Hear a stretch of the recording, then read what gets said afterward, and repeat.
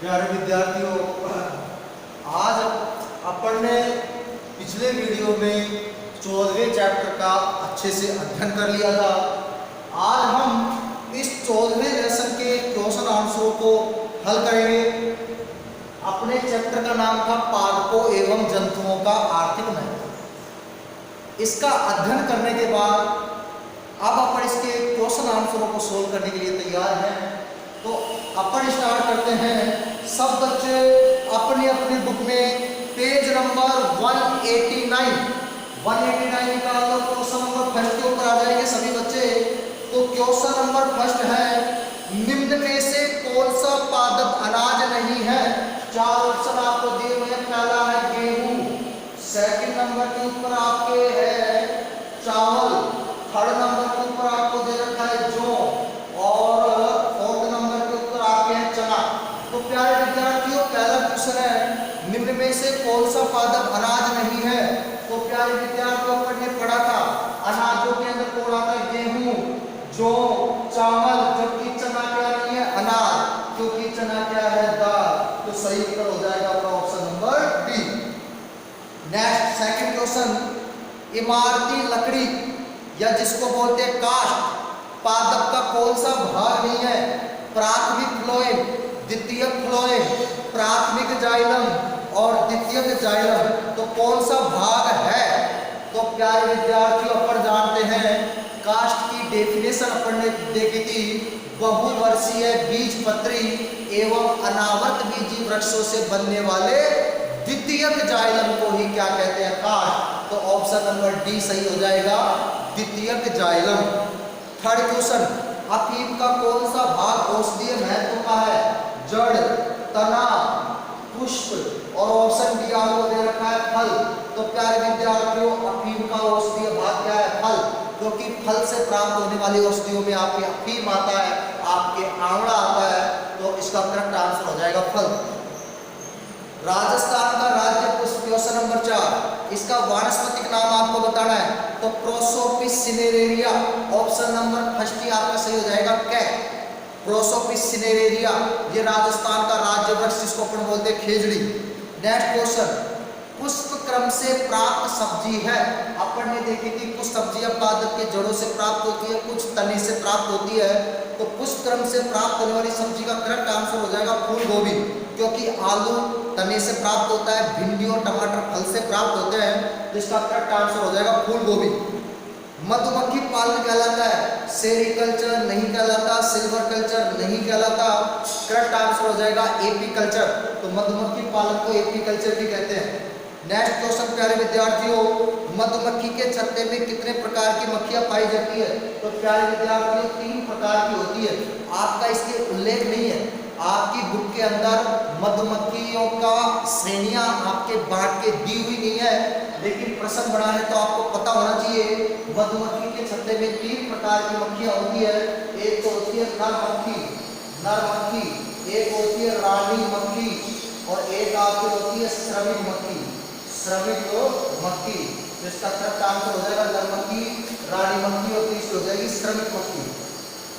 तो उत्तर हो जाएगा 3। रेशम प्राप्त किया जाता है यस्क कीट, प्यूपा, कोकून, अंडा।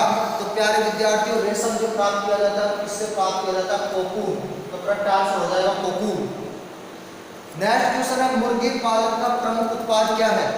तो मुर्गी पालन से अंडा, ऊन, दूध, उपरोक्त सभी। तो मुर्गी पालन का दूध से कोई लिंक नहीं है, ऊन से कोई लिंक नहीं है।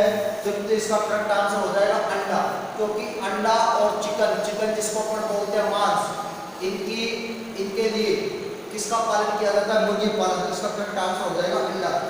अब प्यारे विद्यार्थियों, नेक्स्ट क्वेश्चन की तरफ चलते हैं, जो आपके अति लघुतरात्मक प्रश्न है, बिल्कुल सामान्य प्रश्न है, उत्तरों को सोच के समझ के आसानी से ध्यान से देना है। तो पहला क्वेश्चन है आपके, रबी फसलों के रूप में बोए जाने वाले एक अनाज का नाम। प्यारे विद्यार्थियों, ये प्रश्न हमेशा आता ही आता है, चाहे रबी का पूछे चाहे खरीफ का पूछे।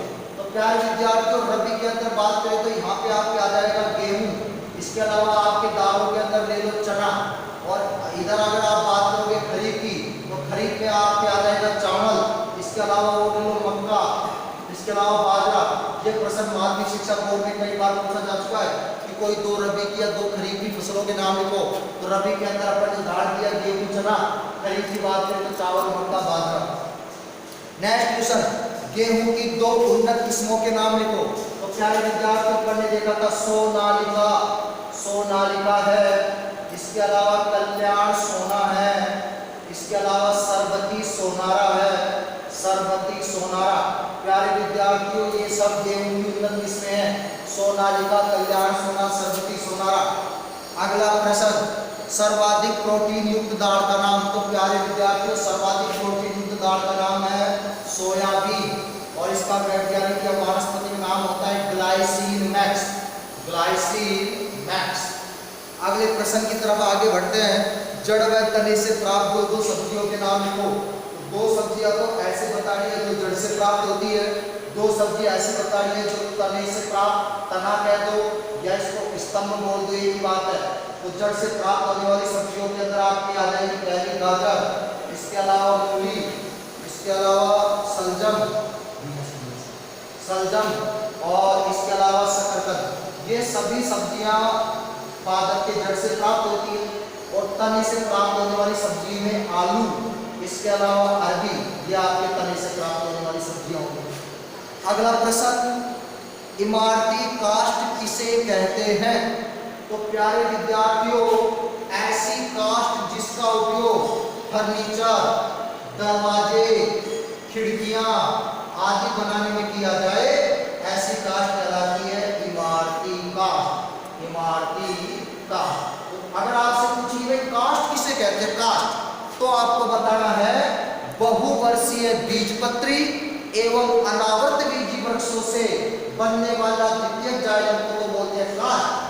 और पूछे कि इमारती काष्ठ क्या है, तो ऐसी काष्ठ जिसका उपयोग फर्नीचर, दरवाजे, खिड़की आदि बनाने में हम करते हैं, उसे हम इमारती काष्ठ के नाम से जानते हैं।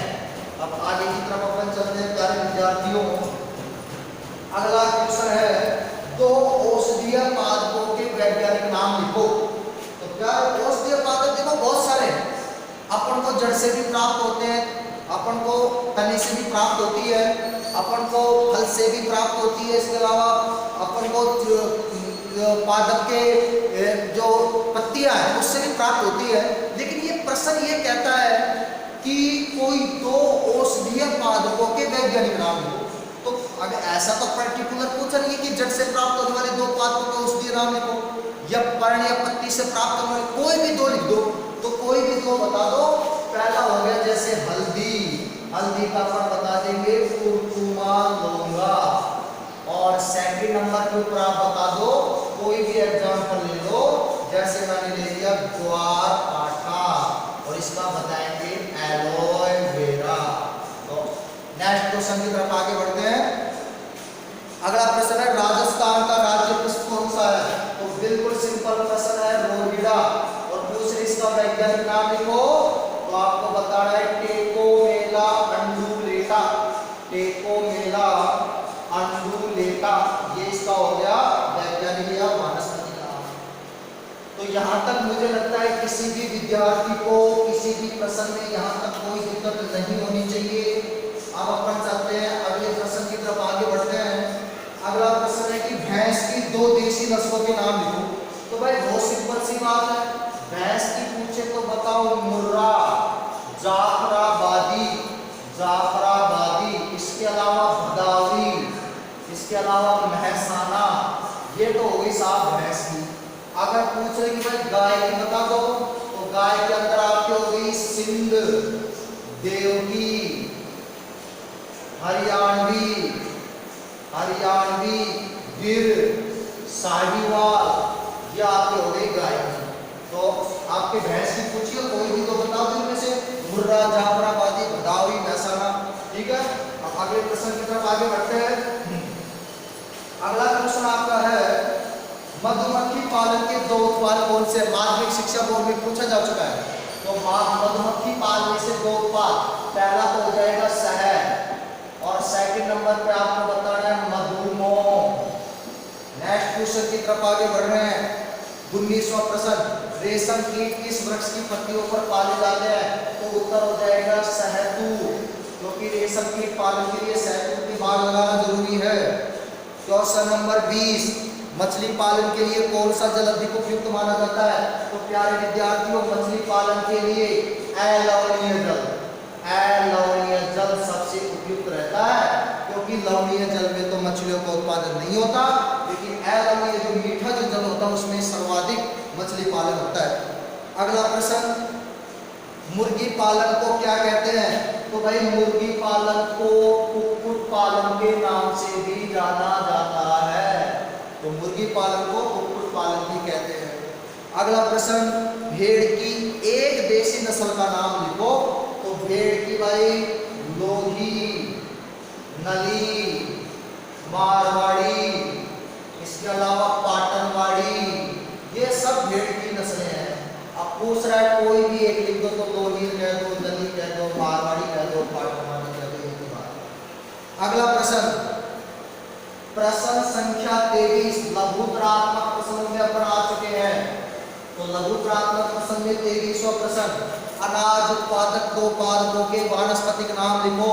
तो भाई कोई भी दो पादपों के अनाजों के वानस्पतिक नाम लिखो। पहला गेहूं का दे दो, गेहूं का होता है टिक्ट्रिकम एस्टाइनम, और दूसरा दे दो आपको बाजरा, जिसका होता है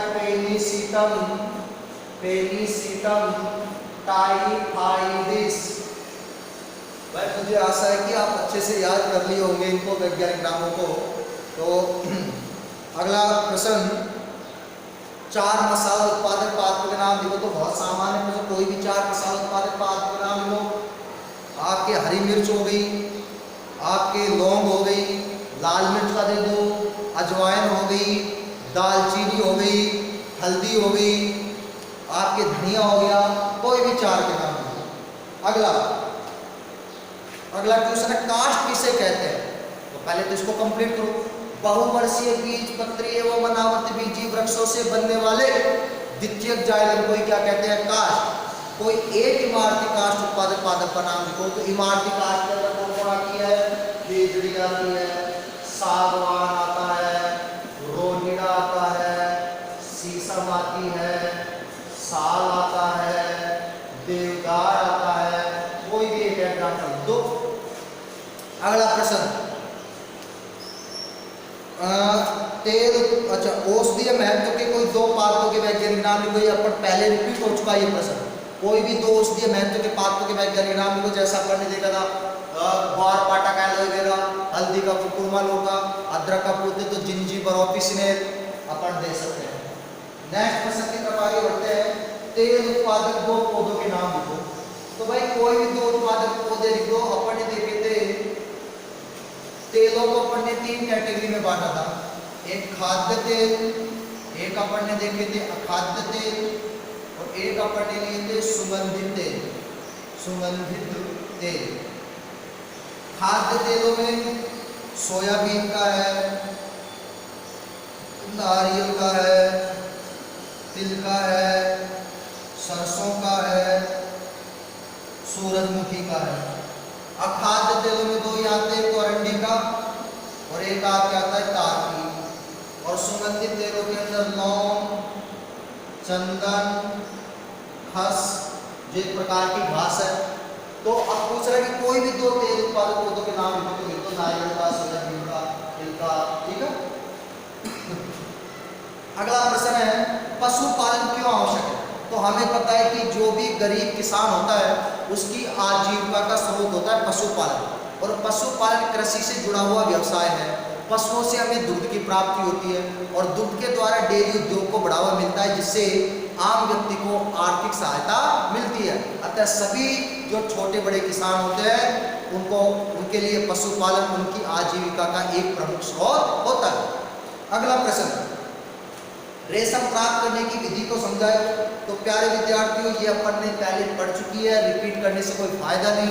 रेशम प्राप्त करने की विधि रेशम कीट पालन में अपन ने अच्छे से पढ़ा था, और ध्यान से आप उस वीडियो को देखो, कंप्लीट आपको पूरा प्रोसेस समझ में आ जाएगा। अगला प्रश्न है, मुर्गियों में होने वाले 2 रोगों के नाम लिखो। तो प्यारे विद्यार्थियों, मुर्गियों में होने वाले 2 रोग, एक एक आप ध्यान रखना रानीखेत, इसके अलावा एक होता है मैरेक्स, और भी ध्यान रखो फाउल फॉक्स, फाउल फॉक्स, ये सब मुर्गियों में होने वाले रोग, रानीखेत, मैरेक्स, फाउल फॉक्स। अब भैंस और गाय की दो दो देसी नस्लों के नाम लिखो, तो वही प्रश्न रिपीट हो गया। गाय की गिर साहिवाल देवकी हरियाणवी, और भैंस की मुर्रा जाफराबादी भदावरी भैंसा।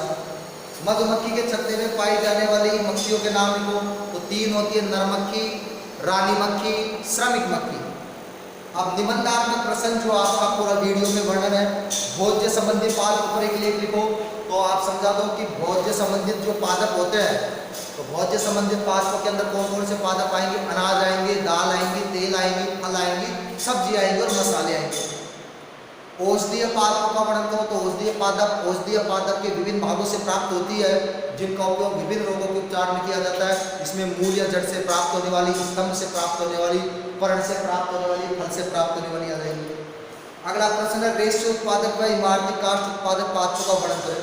तो रेशे उत्पादक क्या होता है, रेशा किसे कहते हैं, पादप के विभिन्न भागों जैसे पत्ती, तना, बीज आदि से मोटी भित्तियुक्त संरचना बनती है, जिसे वस्त्र कोरे रस से बनाए जाते हैं, क्या कहते हैं, रेशे। रेशे उत्पादक पादप कितने, 4, कपास, जूट, सन्नई, नारियल। और इमारती काष्ठ ऐसी काष्ठ जिसका उपयोग फर्नीचर, दरवाजे, खिड़की आदि बनाने में होता है, उसे इमारती काष्ठ कहते हैं। इमारती काष्ठ में शीशम, सागवान, रोहिड़ा ये सब आ जाएंगे। अगला है डेयरी उद्योग पर एक लेख लिखो। तो प्यारे विद्यार्थी, हमें पता है कि डेयरी उद्योग पशुपालन से जुड़ा हुआ व्यवसाय है। डेयरी उद्योग के द्वारा दुग्ध उत्पादन में क्या होती है, दुग्ध उत्पादन की वृद्धि होती है, जिससे आप किसानों को आर्थिक सहायता मिलती है। ये सब बातें आपको इसमें बतानी है, बहुत सिंपल बात है। आप डेयरी उद्योग को विस्तार से देख लो, पिछले वीडियो में मैंने कंप्लीट करा रखा है। मधुमक्खी पालन में मक्खियों के श्रम विभाजन को समझा और इसका महत्व लिखो।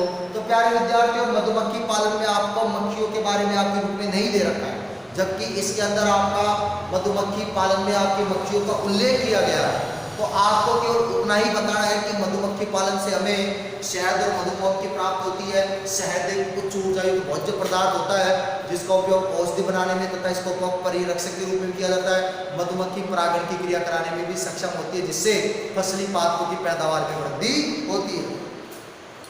रेशम कीट पालन ये पहले हो चुका है, आप वीडियो में अच्छे से पढ़ लेना। मछली पालन और मुर्गी पालन का महत्व समझाओ। तो मछली पालन क्या है, मछली आसानी से प्राप्त होने वाला एक भोज्य पदार्थ है, जिससे हमारे प्रोटीन की आवश्यकता की पूर्ति होती है। मछली पालन के लिए अम्लीय जल मुख्य होता है। मछली पालन के लिए इसकी देशी प्रजाति रोहू, कतला, मृगल है, जबकि विदेशी प्रजाति इसकी कॉमन कॉर्प है। मुर्गी पालन क्यों किया जाता है, तो चिकन व मांस की, चिकन जिसको अपन मांस कहते हैं, तो मांस और अंडे की प्राप्ति के लिए मुर्गी पालन किया जाता है। और मुर्गियों का जो भोजन होता है अनाज के टुकड़े, ठीक है, विभिन्न प्रकार के आपके चावल के टुकड़े, ये सब मुर्गियों का क्या रहता है, भोजन रहता है, जिसमें गेहूं, जौ, इनके आप टुकड़े करके आप डाल सकते हो। मुर्गियों का आवास सुरक्षित और ऊंचे स्थानों पर बनाया जाना चाहिए। तो इस प्रकार से आपके 14वें पाठ में क्वेश्चन आंसर कंप्लीट हुए। तो प्यारे विद्यार्थियों, मिलते हैं नेक्स्ट वीडियो में। Thank you.